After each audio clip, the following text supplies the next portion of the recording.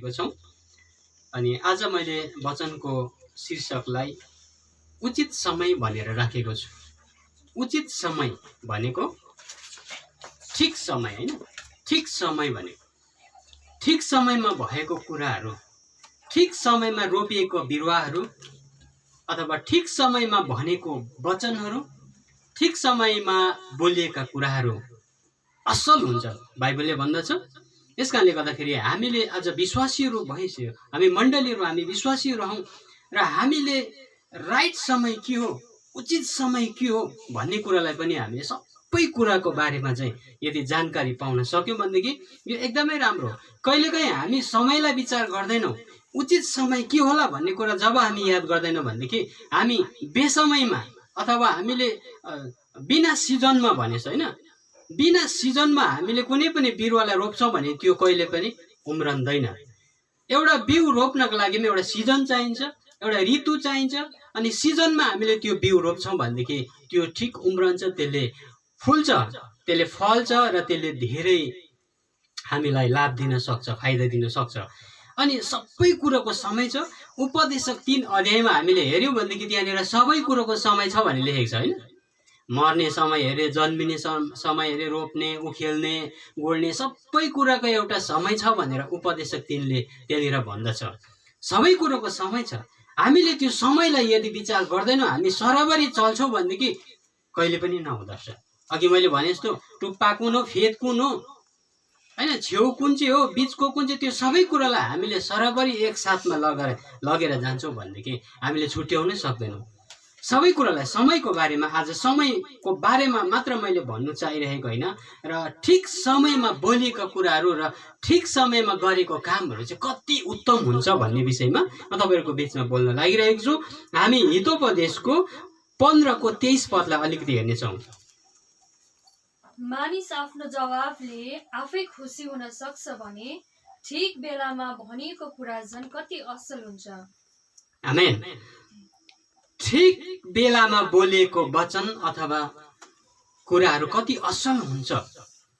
यसैबाट ठिक समयमा बोले। कोही बेला हामीले सिचुएसनलाई विचार गरेको हुन्छौं नि, कसैको मुड हेर्छौं हामी हैन, कुनै कुरा भन्नु छ भनेदेखि हामी उसलाई यसो मुड विचार गर्छौं। हामीले स्कुलतिर त्यसै गर्थ्यौं हैन, प्रिन्सिपलको मुडलाई यसो विचार गर्थ्यौं, यो कुरा भन्नु उचित छ कि छैन होला भनेर। कोही बेला हामीले एउटा गलत सिचुएसनमा पुगी पठाएको हुन्छौं र हाम्रो त्यो कुरा मिल्दैन।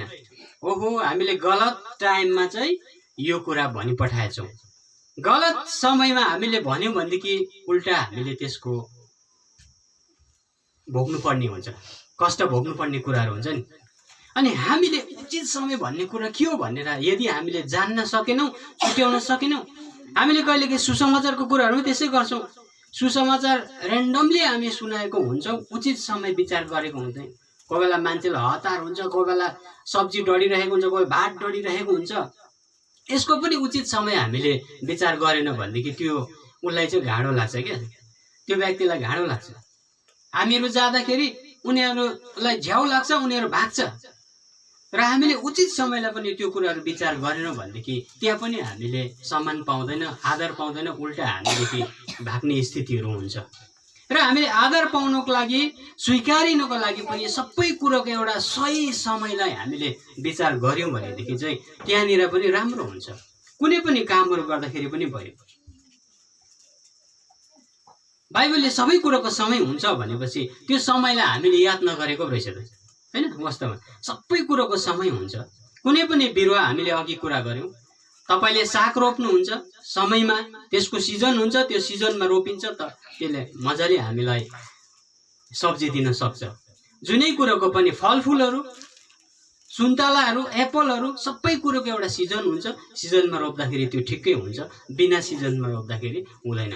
जति नै पानी हालौं न, बिना सिजनमा रोपेको बिरुवा उम्रिँदैन। कसैले भन्छ बिरुवा हरियो हुँदा नै सार्नु, सुकेपछि सर्दैन भन्छन् हैन। कुनै पनि बिरुवा चाहिँ हरियो हुँदाखेरि सार्नु अरे, सुकेपछि ठुलो भएपछि सर्दैन। अहिले भन्छ नि कतिजना उमेर गइसकेपछि कसैलाई रटाउँदाखेरि रट्दैन नि, रटिनै सक्दैन, मुखस्थ गर्नै सक्दैन, कण्ठस्थ गर्नै सक्दैन, किन उमेर गएर हो। त्यो याद गर्नुपर्ने अगाडि थियो, त्यो कण्ठ गर्नुपर्ने अगाडि थियो, मुखस्थ गर्नु अहिले सक्दैन भन्छ है। अगाडि समयमा नै रट्नुपर्ने थियो, समयमा नै याद गर्नुपर्ने। सबै कुरोको समयमा हामीले यदि समयलाई विचार नगरी चल्छौँ भनेदेखि सबै उल्टा उल्टा उल्टा उल्टा उल्टा पनि हुँदै जाँदो रहेछ।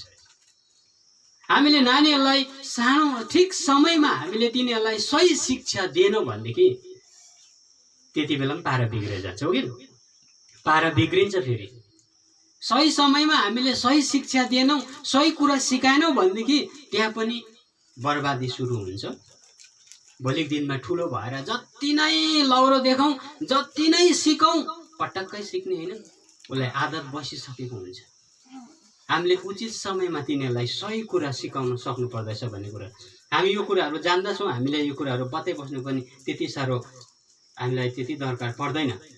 सही समयमा चल्नु, सही समयमा हिँड्नु, हामीलाई हिँड्ने कुराहरू, काम गर्ने कुराहरूमा ठिक समय कुन चाहिँ समय हो भन्ने कुराहरू, कसैलाई सहायता गर्दाखेरि पनि सहायता गर्ने पनि एउटा उचित समय हामीले हेर्नु पर्दो रहेछ हैन। उचित समयमा गरिएको सहायता ठुलो महत्त्वपूर्ण हुन्छ।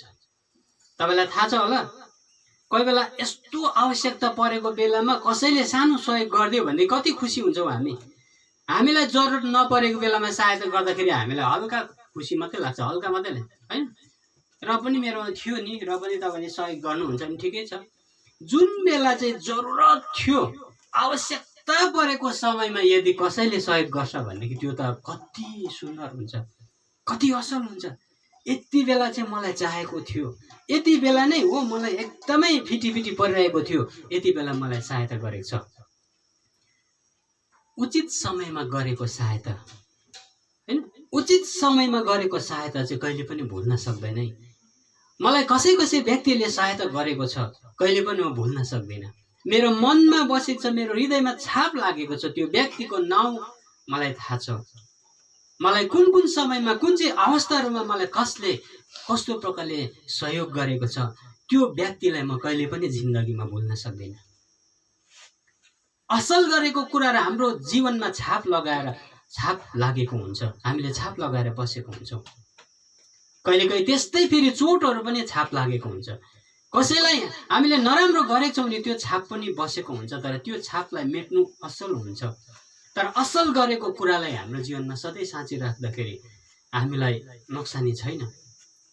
मलाई सहायता गरेको छ ठाउँमा परेको अवस्थाहरूमा, एकदमै गम्भीर आवश्यकता परेको अवस्थामा मलाई सहायता गर्ने व्यक्तिहरूलाई म कहिले पनि बिर्सन सक्दिनँ। जीवनभरि म सम्झना गर्दछु।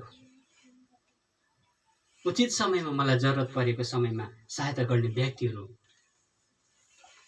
मेरो मनमा छ, मेरो हृदयमा छ, त्यो व्यक्तिहरूको नाउँ। अनि हामीले यो कुराहरू जान्नु पर्दो रहेछ। बोल्नु पर्ने कुराहरूमा उचित समयमा बोल्दाखेरि सही हुन्छ। यो बेठिक समयमा बोल्यौँ भनेदेखि दुःख पाउँछौँ, हो कि कोही कोही बेला त्यस्तो हुन्छ नि, हामीले ज्यादा बोली पठायौँ, मिस्टेक गल्ती भइपठायो, ज्यादा बोली पठायो, ठुलो गल्ती भइपठायो।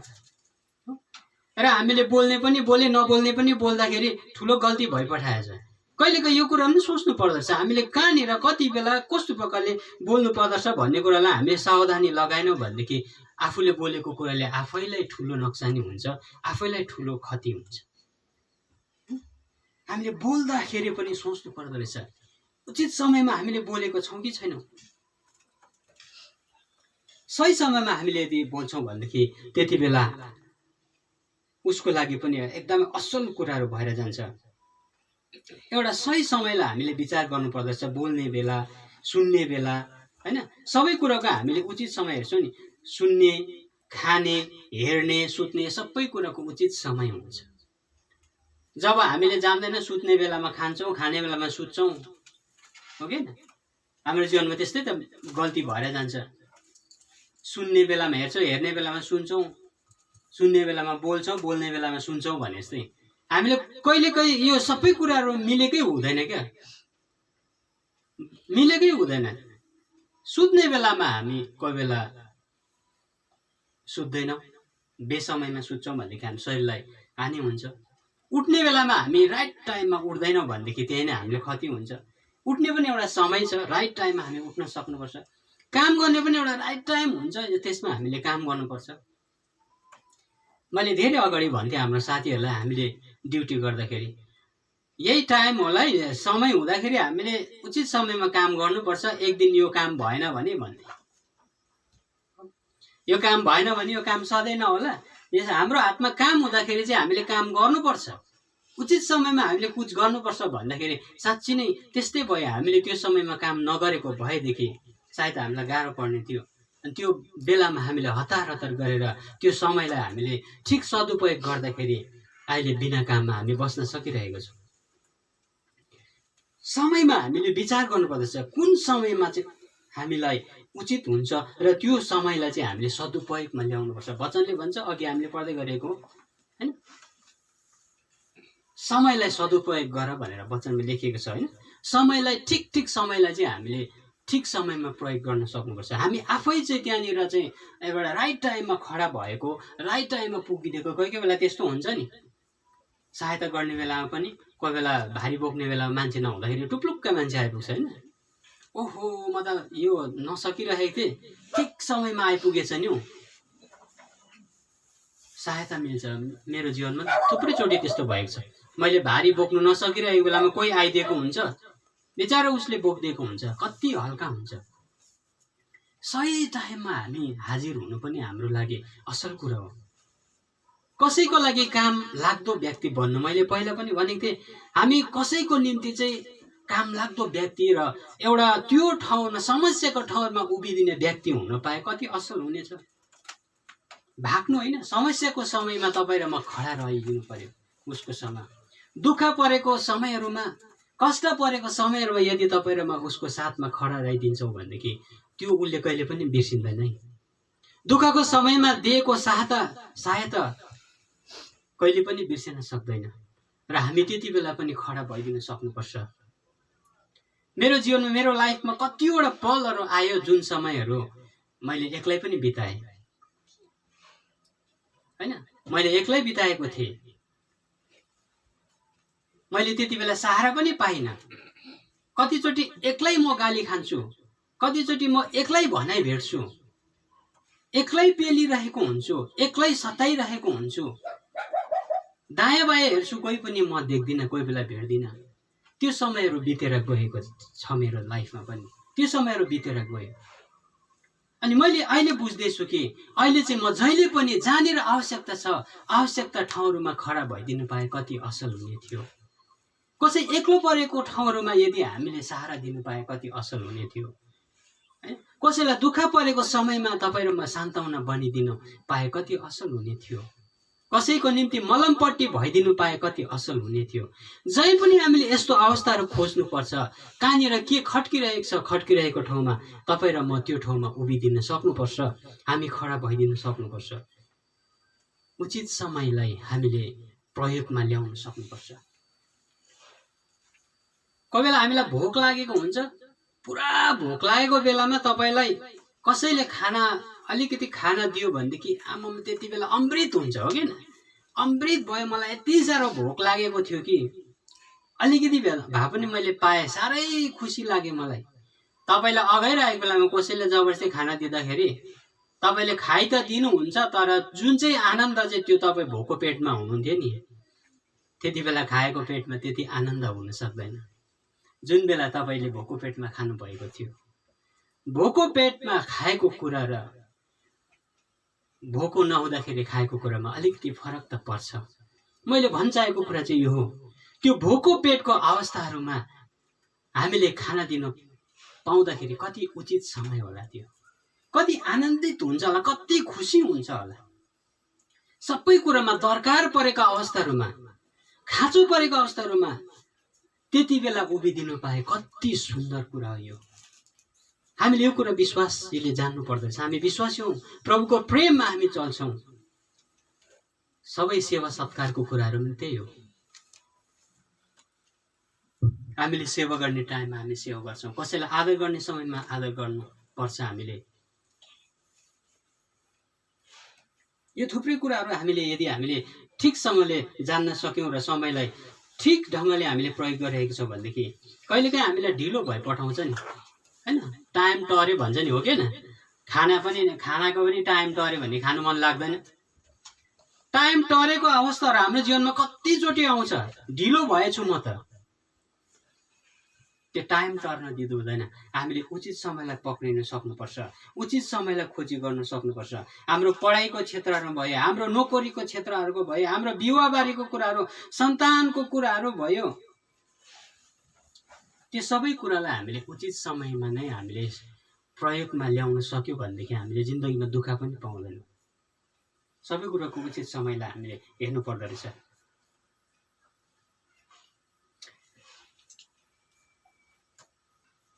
सहायताको कुराहरू भयो, सहायता गर्ने कुराहरू, सही समयमा सम्झाउने कुराहरू, सम्झाउने बुझाउने पनि एउटा समय हुँदो रहेछ। अनि त्यो सम्झाउने बुझाउने समय टर्यो भनेदेखि उसले सम्झिन्छ? सम्झिँदैन कहिले पनि। जुन बेला चाहिँ टरेको हुन्छ नि त्यो समय सम्झिँदैन उसले, अलिअलि बाहिर बाहिर मात्रै सम्झेको हुन्छ। कोही बेला ढिलो हुँदो रहेछ मान्छेलाई। कोही बेला हामीले नखाने कुरोहरू खाएको मान्छेलाई भेट्छौँ, उसलाई हामीले उचित समयमा त्यो कुराबाट निकाल्ने प्रयास गर्दैनौँ नि, त्यति बेला समय टरेको हुन्छ। अन्तमा जति नै घोट, जति नै भन, उसको जीवनबाट त्यो कुरा छुटकारा भएको हुँदैन, समय फेल खाएको। धेरैचोटि हाम्रो परिवारहरूमा समय फेल खाएको छ, हाम्रो सन्तानहरूले फेल खाएको छ। समयमा, उचित समयमा हामीले उनीहरूलाई दिन पर्ने कुरा दिन सकेनौँ, हेर्न पर्ने कुरा हेरेनौँ, बोल्न पर्ने कुरा बोलेनौँ, सुन्न पर्ने कुरा सुन्दैनौँ। यस कारणले गर्दा परिवारमा समस्याहरू पनि सुरु भएर आएको छ। हामीले यो कुराहरूलाई चाहिँ जान्नुपर्ने एकदमै आवश्यकता हो।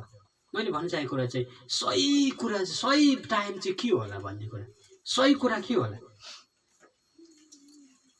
मैले अस्ति सानो एउटा घरमा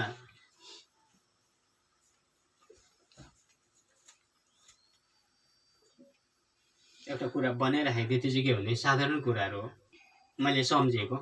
अस्ति हामीले सुँगुरको मासु ल्याएको थियो। मैले आधा किलो सुँगुरको मासु लगेँ।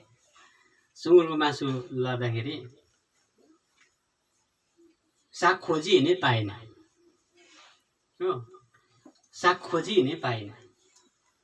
त्योभन्दा अगाडि एक क्रास थियो, फेरि साग त्योभन्दा अगाडि एक क्रास थियो।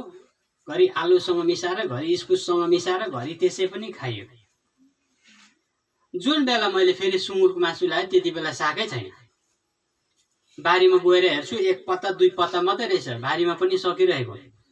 त्यति बेला मैले सम्झेँ क्या, यो सुँगुरको मासु भएको टाइममा चाहिँ रायोको साग चाहिँ ठ्याक्कै यदि मैले पाउनु भनेदेखि चाहिँ कति म्याचिङ हुँदैछ, कति राम्रो हुने थिएछ क्या। कुरा चाहिँ छट्टै मिल्थ्यो नि। आज चाहिँ त्यो कुरासँग चाहिँ मजाले खाइन्छ। कोही बेला के हुन्छ भने हामीसँग मासु हुन्छ, सुँगुरको मासु हुन्छ, त्योसँग मिलाउने चिजै हुँदैन, त्योसँग मिलाउने चिज हुँदैन। अनि मैले भने राइट टाइममा पाउँदाखेरि कति खुसी हुँदो रहेछ। उचित समयमा हामीले पाउँदाखेरि, प्राप्त गर्दाखेरि यति खुसी हुँदो रहेछ। भोकाएको बेलामा पाएको खाना जस्तो हो त्यो, भोकाइराखेको बेलामा पाएको खाना।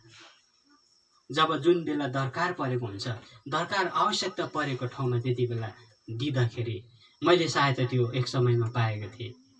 मसँग पैसा थिएन, हाम्रो नानी जन्मेको समयहरूमा पैसा थिएन, फिटिफिटी भइरहेको थियो। एकजना प्रभुको दासले फोन गरेर बोलाउनु भयो, मलाई लिफामा हालेर आशिष बोलिदिनु भयो। मैले सम्झेँ फर्काउनु पर्छ होला त्यो पैसा भन्ने सम्झेको थिएँ। मेरो मनमा मात्रै गुन्जेको थियो। उहाँले त्यो कुरा पनि भनिदिइहाल्नु, यो चाहिँ फर्काउनु पर्दैन ल भन्नुभयो, यो चाहिँ फर्काउनु पर्दैन भनेर उहाँले मलाई लिफामा हालेर त्यति बेला दिनुभयो। अनि त्यति बेला त्यो पैसाले ठुलो काम भएको थियो। मेरो छोरी जन्मेको समयमा ठुलो काम भयो नि। त्यो कुरा अब म बिर्सिन्छु होला, कहिले पनि बिर्सिँदिनँ। ती व्यक्तिलाई मैले भेट्न पाए पनि हुन्थ्यो भनेर अहिले सम्झिबस्छु, तर मैले भेट्न सकेको छैन। सायद प्रभुको इच्छा भएपछि कुनै समय प्रभुले मलाई भेट गराइदिनुहुन्छ। तर त्यो व्यक्तिलाई कहिले पनि मेरो आँखाबाट, मेरो हृदयबाट भुल्न सक्दिनँ कि मर्ते दम तक त्यो व्यक्तिको याद मेरो मनमा हुन्छ। उसले त्यो बेला समयमा सहायता गरेको कुराहरू कहिले पनि बिर्सन सक्दैन। सायद तपाईँहरूको जीवनमा पनि त्यस्तो कुरा छैछ, कतिवटा कुरा यस्तो होला, परेको बेलामा सहायता गरेको कुरा तपाईँले बिर्सिन सक्नु भएको छैन। हैन, बिर्सनु हुँदैन पनि। हामी असल कुराहरू मनमा सञ्चय गरेर राख्नुपर्छ। गलत कुराहरू चाहिँ बरु हामीले त्यसलाई डिलिट गरिदिनु सक्नुपर्छ, त्यसलाई हटाउन सक्नुपर्छ। त्यसले चाहिँ हामीलाई खलो बनाउँछ, हाम्रो जीवनमा तितोपन ल्याउँछ। हामीले तितोपन सधैँभरि राख्न सक्दैनौँ, त्यो कुरालाई हामीले हटाउन सक्नुपर्छ। तर मिठो कुराहरू, मिठो यादगारहरू, असल कुराहरू हामीले सञ्चय गरेर राख्नुपर्ने हाम्रो लागि राम्रो कुराहरू हुन्छ। र उचित समयको कुरा मैले अहिले गरिरहेको छु। सही बेलामा सहायता गरेको कुराहरू कहिले पनि भुल्न सक्दैन। मान्छेलाई जरुरत परेको बेलामा सहायता गर्दैन, बिना जरुरत भएको बेलामा सहायता गर्नु खोज्यो भने पनि राम्रो भएन, होइन। जरुरत परेको समयहरूमा हामी सहायता गर्नु कति राम्रो हुन्छ, यो कुराहरू हामीले जान्नु पर्दछ। उचित समयलाई हामीले हेर्नुपर्छ। कोही बेला सघाउने कुराहरू भयो, होइन, चर्चमा पनि सघाउने कुराहरू भयो। चर्चमा मैले पनि हाम्रो चर्चको कामहरू गर्दाखेरि कतिचोटि हाम्रो भाइ बहिनीले बुझ्दैन, सघाउने कुराहरूमा पछाडि हुन्छ, बिल्कुल सघाउनु मन गर्दैन। मैले हाम्रो चर्चमा 1 महिना मेरो परिवार, 1 महिना टक्कै 30 दिन चाहिँ म मेरो परिवार चर्चको कामहरू गरेको थिएँ। टक्कै 30 दिन लाग्यो।